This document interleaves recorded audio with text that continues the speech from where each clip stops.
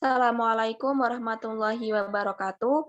Selamat pagi Ibu Kasih dan juga teman-teman semuanya. Di sini kami dari kelompok 11 akan memaparkan materi mengenai bimbingan belajar bagi siswa yang mengalami kesulitan belajar bahasa. Sebelumnya, perkenalkan anggota kelompok kami. Saya Ana Arfiani, NIM 140141930, Indah Ayu Hapsari, NIM 140141931, dan Tri Wulandari dengan NIM 140141932. Pembahasan pada materi kali ini yang pertama yaitu hakikat kesulitan belajar. Yang kedua, faktor yang mempengaruhi kesulitan belajar. 3, jenis-jenis kesulitan belajar bahasa. 4, bimbingan belajar bahasa. 5, jenis-jenis kesulitan belajar bahasa. Dan yang keenam, langkah-langkah dalam menyusun program bimbingan belajar. Hakikat kesulitan belajar. Sunarto 1985 menjelaskan bahwa yang dimaksud dengan kesulitan belajar adalah kesulitan yang dialami oleh siswa-siswi dalam kegiatan belajarnya, sehingga berakibat prestasi belajarnya rendah dan perubahan tingkah laku yang terjadi tidak sesuai dengan partisipasi yang diperoleh sebagaimana teman-teman kelasnya. Sedangkan menurut Brooks 1981 menyatakan bahwa kesulitan belajar diartikan sebagai kekurangan dalam proses belajar yang mendasar, misalnya siswa kurang memperoleh motivasi belajar, baik dari dalam dirinya maupun dari guru, orang tua, atau lingkungannya.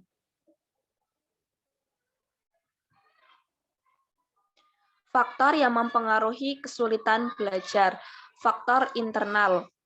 Yang pertama, motivasi. 2, kemampuan dasar intelektual. 3, kebiasaan belajar. 4, kemampuan dan keterampilan dasar. 5, bahasa ibu.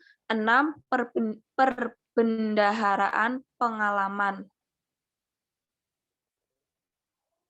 Faktor yang mempengaruhi kesulitan belajar dari faktor eksternal ada 5, yaitu 1, sarana, meliputi buku paket, buku penunjang belajar.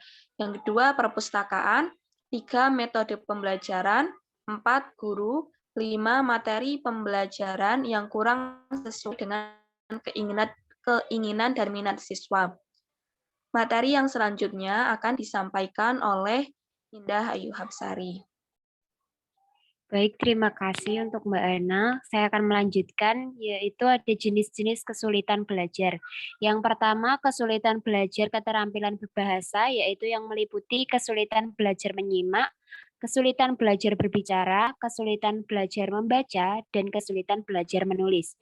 Yang kedua, yaitu kesulitan belajar kebahasaan yang meliputi kesulitan dalam hal penggunaan kalimat efektif, pemilihan kata, penggunaan ejaan, dan tanda baca atau punktuasi.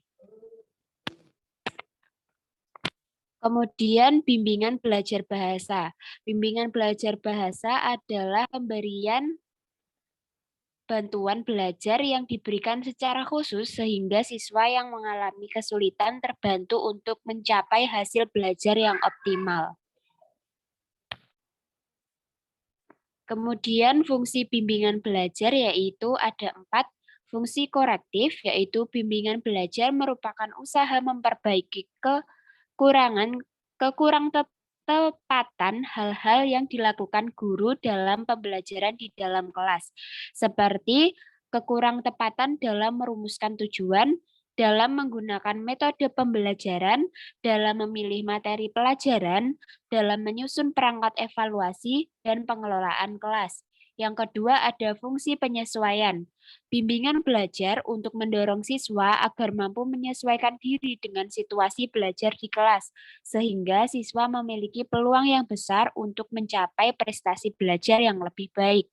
Kemudian yang ketiga ada fungsi akselerasi, yaitu bimbingan belajar yang dimaksudkan untuk meningkatkan kecepatan belajar siswa karena materi dan waktu yang disediakan telah disesuaikan dengan kesulitan yang dialami siswa. Kemudian fungsi yang keempat, fungsi terapik, yaitu bimbingan belajar yang dapat menyembuhkan dan memperbaiki kondisi kepribadian siswa yang menunjukkan adanya penyimpangan tingkah laku belajar sehingga siswa dapat mencapai prestasi yang lebih baik. Baik, untuk materi selanjutnya akan disampaikan oleh Triwulandari. Silakan. Selanjutnya yaitu teknik pemberian bimbingan belajar. Yang pertama ada teknik layanan individual, yaitu bimbingan belajar yang diberikan kepada beberapa siswa yang mengalami kesulitan yang berbeda-beda. Pemberian bantuan jenis ini dapat dilakukan dengan menggunakan teknik latihan langsung dan penugasan. Yang kedua, layanan kelompok kecil, yaitu bimbingan belajar yang diberikan kepada kelompok kecil terdiri dari 3-5 siswa. Pemberian bantuan jenis ini dapat dilakukan dengan teknik latihan kelompok, belajar kelompok, dan penugasan kelompok. Yang ketiga, layanan kelompok besar, yaitu bimbingan belajar yang dapat diberikan kepada kelompok besar atau kurang lebih 10 orang yang mengalami kesulitan yang sama dalam belajar bahasa.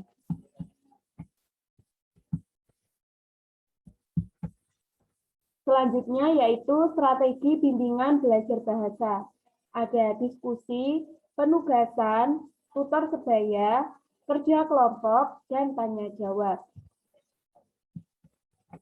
Selanjutnya langkah-langkah dalam penyusunan program bimbingan belajar bahasa. Ada 3. Yang pertama, mengidentifikasi jenis kesulitan. Yang kedua, mencari faktor penyebab kesulitan belajar. Dan yang ketiga, memilih teknik serta strategi pelaksanaannya. Upaya yang telah dilakukan oleh sekolah untuk mengatasi kesulitan bahasa yang dialami oleh siswa yaitu yang pertama, penyediaan sarana dan prasarana yang mendukung pembelajaran. Salah satunya adalah perpustakaan yang sangat mendukung meningkatnya keterampilan membaca siswa. Yang kedua, mengatur jadwal tetap siswanya untuk mengunjungi perpustakaan. Yang ketiga, guru kelas selalu memberikan latihan-latihan kepada siswa yang kurang maupun yang sudah mampu membaca maupun menulis.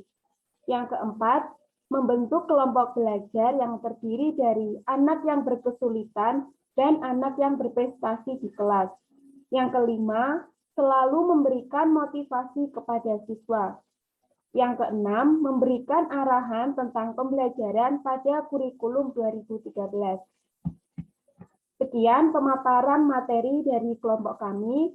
Kurang lebihnya kami mohon maaf. Selanjutnya teman-teman bisa bertanya pada forum diskusi. Terima kasih. Wassalamualaikum warahmatullahi wabarakatuh.